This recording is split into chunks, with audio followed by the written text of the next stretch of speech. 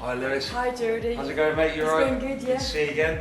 Good to see you. Welcome to Thornton Hundred. It's a beautiful place to be. Fantastic. Yeah, let's have a little look around. Yeah, let's do it.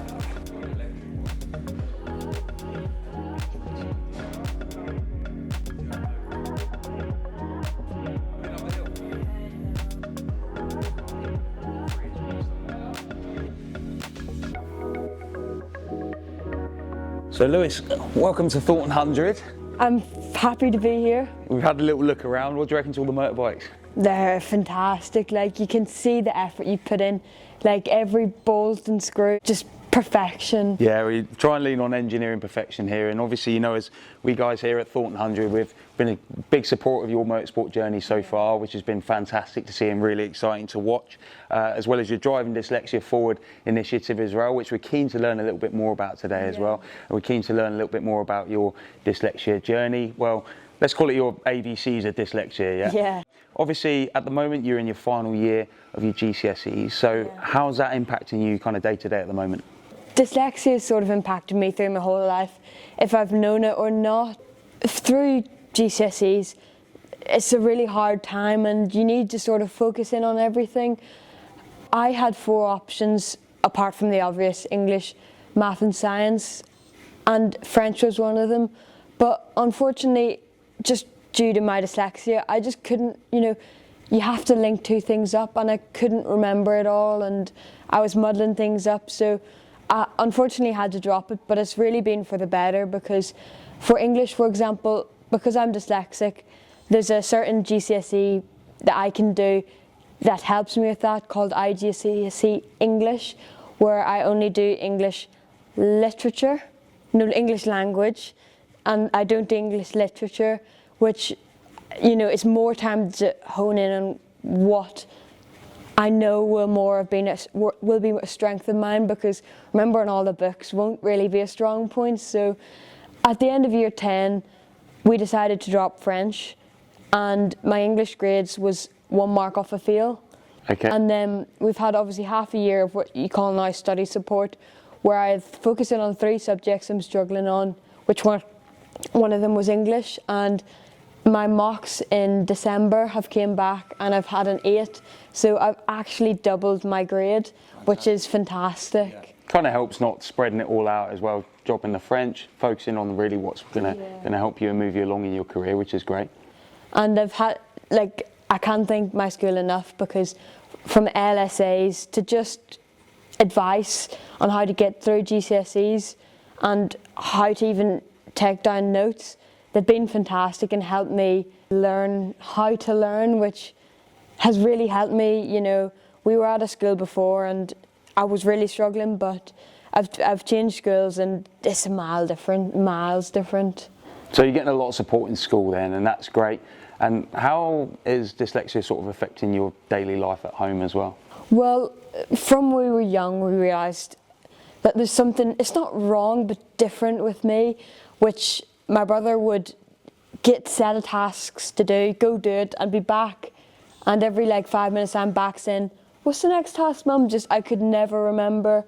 And from simple things as not even focusing in on what Mum and Dad's saying, mid-conversation, which I just can't do anything about. It just happens, and then getting told off that I'm not focusing when I'm trying to. I just can't keep zoned in, so I do have to really try. And it's just, you know, you learn a lot of stuff at home and then you can push it on to school. Like some of the things I do at school I've learned at home, just to, you know, keep focused in, which I think is really useful, because if I can't keep focused in on school, I'm not learning. Even simple things like left or rights, I just don't get. And obviously you've probably seen or heard of this method, and I have to take it to another level because I don't know what way around left is, so I have to then trace it with my finger to find out, which at least I found a method to work. And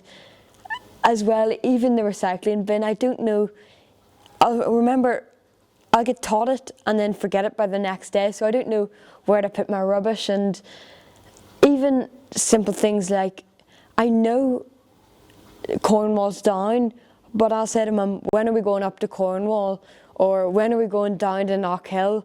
And it's just so wrong, but I don't know why, but I just can't get any of that right. But it's some of the downsides, but you build on it, and it's always a nice giggle saying, when are we going down to Knockhill?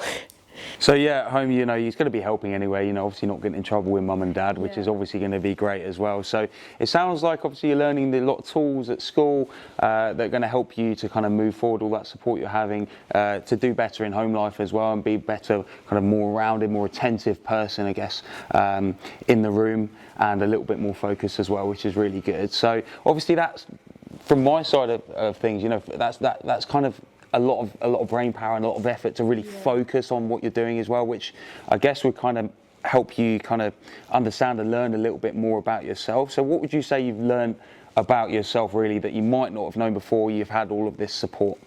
Well, so we only really figured out I had dyslexia roughly about, I'll just do the math, 5 years ago, and it really just opened up all of our minds because we didn't know why I was different, and we knew there was a reason because I couldn't speak properly till I was 5, and even then, instead of farm it would be marm or just something completely random. I couldn't get it right. So when we discovered we have dyslexia, we decided let's try different things to sort of see what we can help, and we found out just simple things like getting the right amount of sleep to not be in sleep debt really helps, and having a good diet. Like for breakfast now, sometimes I have a pint of smoothie, which is obviously a lot of vegetables fruit, and obviously the sugar in that, but sugar doesn't affect me that much, but sweeteners, especially aspartame, does. And it was actually a really funny story how we discovered this, because my mum made me a Lemsip, just you know if you have like a sore throat. Well, and I drank it, and then after that I just wasn't thinking, and I was like in a different world. And then Mum then read the ingredients and thought, what could make this happen? Because I probably got told off about 5 times that night, which wasn't even my fault. And then we then noticed that there's aspartame in it, so then we tested something else that wouldn't react but was aspartame in it, and it had the same effect. So now we've cut that out of our diet, which has really helped. Yeah, so you're learning about your diet, you're learning about the ingredients and things as well, which is obviously great as well, and learning about how to look after yourself as well. I think we could all learn a lesson from not being in sleep debt, you know, looking after yourself a little bit more as well, looking after your diet and how it affects your body as well, which is really interesting. And yeah, even one of my subjects is food tech, and it's really useful because I learn about what's in food and processed meat and stuff, and well, processed food, everything, and it really helps me pinpoint and create a good diet that I stay healthy and I'm getting what I need. For instance, breakfast, like if I have just cereal, I won't be able to function for the day, so I need to have a full meal for breakfast with all the right carbs and vegetables in it to just fire me up for the day and get me going. Well, that's fantastic. Obviously, you're learning a little bit more about your diet and how it's going to affect you as well. Is there anything in your diet that you kind of end up avoiding then, like completely? Yeah, well, I've tried to avoid a lot of sugary foods like sweets and stuff. I'll have chocolate now and again for a treat because, you know, you have to. And it's only sugar in it. Well, I say only sugar, but it won't make me react like aspartame does. But it means if I do now avoid all sugary drinks, or well, sweet drinks with sweeteners in it, but Coke now and again, because every drink, even like Coke Zero and Coke no fat Cokes, and they're then full of aspartame, which just won't work with me. So there's a lot of things I've had to cut out, but mainly things like them fizzy drinks. But in the long run, it'll help me with my brain functions and my teeth. Yeah, absolutely. Yeah, it got me questioning whether I've got the right diet. Yeah, no, it's really interesting. Obviously, we've spoken about school and home as well. So obviously, our relationship is kind of developed off of our support at Thornton Hundred for your racing and stuff like that. And some of the things that you're saying, and me having some racing experience anyway, you know, in terms of learning tracks and learning things like that. How is that affecting your kind of racing career so far? Well, so I think having dyslexia in some points actually helps racing, because your eyes are differently, so my eyes won't focus in on something. That's one of the main things people think about when you have dyslexia, is not being able to read, or even the stereotype that if you're dyslexic you're stupid, which isn't true, but because I know you've got loads of workers here that are dyslexic. Yeah, we've employed lots of workers who are dyslexic as well, and there's definitely tools that we use to kind of employ to kind of make sure that we don't have any slip-ups, grammatical errors or spelling errors that go out. But yeah, so like you're saying about not focusing on things like when you're racing, it must be kind of hard.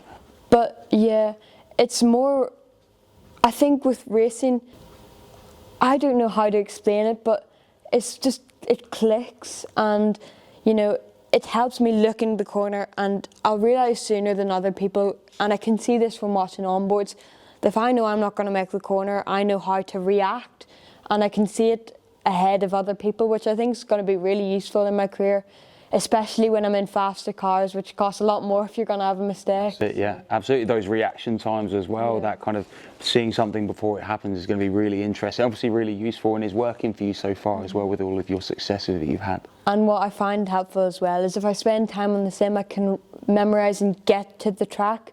So when I'm there, I've already sort of got it somewhere in my mind just to replay it, but obviously it's in real life, so a lot different. That's fantastic. It's brilliant. So talking about your racing then, and kind of tying it back to what we were initially talking about being in school, and that obviously you're going to be having a lot of driving tuition. You've had a lot so far. How have your instructors what kind of feedback have they had, and how is the dyslexia kind of benefiting your driving? So the coaches actually feed back to my parents saying that I have a lot of capacity to learn, and I can sort of be driving but listening to the feedback and then applying it straight away, as in some people get the feedback and don't do it. When I hear it, it sort of near sticks in my brain, like someone's glued it into my brain, and I will do it, I will perform it, and if someone, you know, if I've done it wrong, I'll listen, even, which is like really good because I can sort of do two things at one time, which just helps me progress forward. So you have a lot of capacity to process a lot of information in one go, which I guess if you're diving into a corner with lots of cars, is going to be really interesting. You've got to do everything at a split second. You've got to think about where everyone is. So you've got a real good ability to be able to judge those situations and make quick decisions and process a lot of information in one go. Yeah, because there's some people that might not be able to, you know, their brain might not be able to take doing loads of things at once, like changing gear, trying to set up an overtake, getting the car slowed down, making the apex, where I find that I can do that, which is a real benefit for when I'm racing with other people. And that's good, like you say, you know, from jumping into different cars. Obviously we've supported you for a few years now. You're racing smaller cars, you're moving into the Fiestas, and you know, jumping into a different car moving forward. If you're taking instruction from those instructors and everything's sticking in your head, just like you say, processing that information, how the car's going to react, so you're going to adapt to that situation quickly and learn a car quickly, so you'll be able to jump in it and be quick off the bat, hopefully. Yeah, and I think as well, racing on the dirt, it's helped me sort of, you know, whenever the car's a bit loose, I'll be able to catch it, and I sort of know what it feels like to be driving, like waiting on it to go. Yeah. So I think that'll help. My brain will know how to react to it, if you get what I mean. Yeah, absolutely. I mean, coming from an off-road background on motorcycles myself, you know, as you know, dirt can be unpredictable as well. Yeah. So in the motorcycle world, we have a saying really that those off-road riders are always going to make faster road riders as well. So you'll see the top level riders like Marquez or Rossi and that, they're going to be riding on loose surfaces as well, kind of processing a lot of information, because everything's happened so fast when you're on the dirt as well. So when you translate that onto a track, you're going to be able to handle it better as well and have a better capacity as well. So so it sounds like the dyslexia is really almost a superpower when it comes to your driving and your driving experiences. So which is really good. Yeah. So in terms of like other strengths as well then, like moving forward in as you get older? Obviously, like dyslexia, you know, we've figured out what your brain's kind of thinking and how you work. Like, what kind of strengths are you going to be leaning into as you develop and grow as a driver and as a person as well? Yeah, so I think it'll really help me as a driver, because I don't just like looking at something. I want to do a full 360 around it, which if I make a mistake, I want to know why that happened, how I'll react, you know, how I'll react to it if it happens again, and what can I do to avoid that. So just stuff like that, thinking about everything in the bigger picture, will really help me develop as a driver and learn from my mistakes. Yeah, no, fantastic. And it's been really interesting kind of getting an insight from an adult's kind of point of view as well. So obviously you're still young and growing up and learning about this situation and how to manage it and stuff like that. So what would you say that you wish I knew, or as an adult we kind of knew or understood about your dyslexia, that if you could tell us something in one kind of go, what would you want us to know? I would want parents and adults to know that dyslexia actually, it shouldn't be an excuse, because although it easily can be, you should tell your children or whoever you're working with that even though it does disadvantage you, you need to look at it in the bigger picture and think, what can they do to improve? And I've never wanted to use it as an excuse, because I've got it for a reason, you know. So it sort of helps you think about things in deeper, like what I was saying earlier, at the full picture. I think people just need to know that there's so many more strengths to come than weaknesses, and there's no limit to what they can do just because they have dyslexia. And I think if people know about that, and parents and adults reassure them over that, I think people with dyslexia will achieve just as well, if not better, than normal, well, not I say normal people, but people without dyslexia. Well, it's obviously working well for you. Obviously, you've had so many successes in your short career so far, and it's working really well for you, how to manage it and stuff like that as well. And obviously, I think with videos, especially interviews like this, it's going to become a little bit more of a mainstream thing. And we've already got some big name brands such as Richard Branson with his Maiden Dyslexia University kind of moving forward. So it's going to become a little bit more of a well-known thing.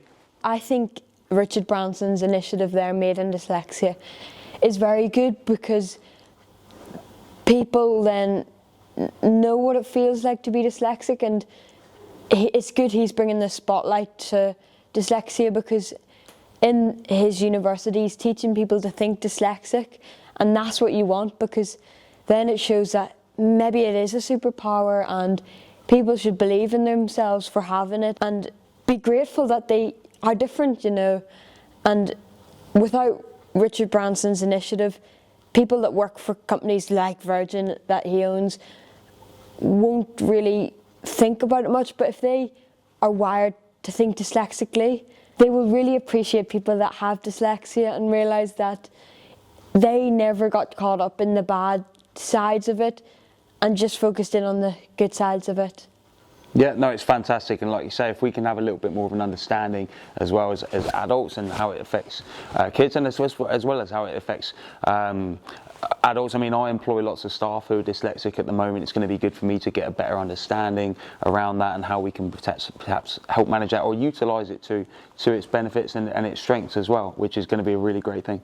Yeah, and with Richard Branson's initiative, I think it will be good for people now to learn how dyslexia affects your mind. So people will be researching about how it enhances your thinking and learning off that. So people with dyslexia might even be able to become teachers in how to think that way, which I think is fantastic. Specialist teachers in dyslexia, that sounds fantastic moving forward. Well, hopefully we can get some more education around this as well in schools and identify the people that have it early on, so we can kind of help those guys, give them the support they need to kind of really lean in and capitalise on that. Yes, because as I said earlier, I only found out I had dyslexia when I was 10, and it is really harsh on young children that have it and don't know, because I was sort of wrote off as an academic student, and I was never really, nobody really tried with me because they just thought, oh, he's stupid, you know, but they never knew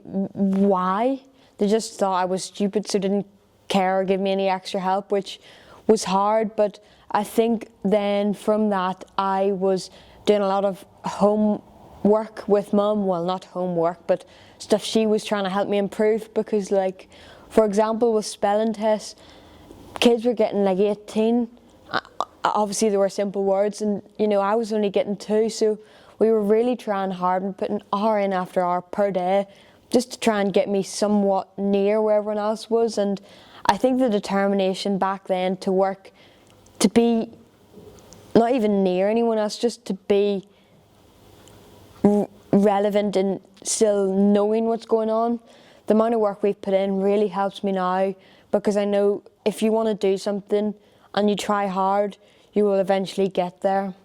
Yeah, no, it's fantastic, and it's great you've got that support network at home as well, obviously with mum helping you out, as well as running around doing all the racing and obviously learning from one of the greatest people in the sport as well, kind of moving forward as well. So I think your career is really on a fantastic trajectory moving forward, so it's really exciting to see. So growing up in such a high performance environment, obviously with your dad's racing, how do you think that's kind of shaped you kind of growing up? I think with being in such a high performance, I'll say area, because everything about our life when I was young was, you know, it has to be spot on. Well, not even spot on, it has to be perfect. And Dad really would have spent most of his days just looking back at footage of racing and trying to get sponsors. So it really helped me know that the amount of determination and hard work Dad's putting in, I need to repeat that, you know, which I have and I am doing. Striving for excellence sort of came naturally, which has really helped me progress now, and just simple things like kids believing in themselves will really help bring them on, and have confidence. And being like self-aware, you know, when you're growing up as well, understanding what kind of conditions you've got as well. Yeah, exactly. And even if your life is like, there's nothing really to aspire from, find and research things to aspire from. And celebrities like Ronaldo, the amount of hard work they put in, aspire to be someone like them, or whatever you dream to do, aspire to be who you really support, and just try and work harder than they would have ever done.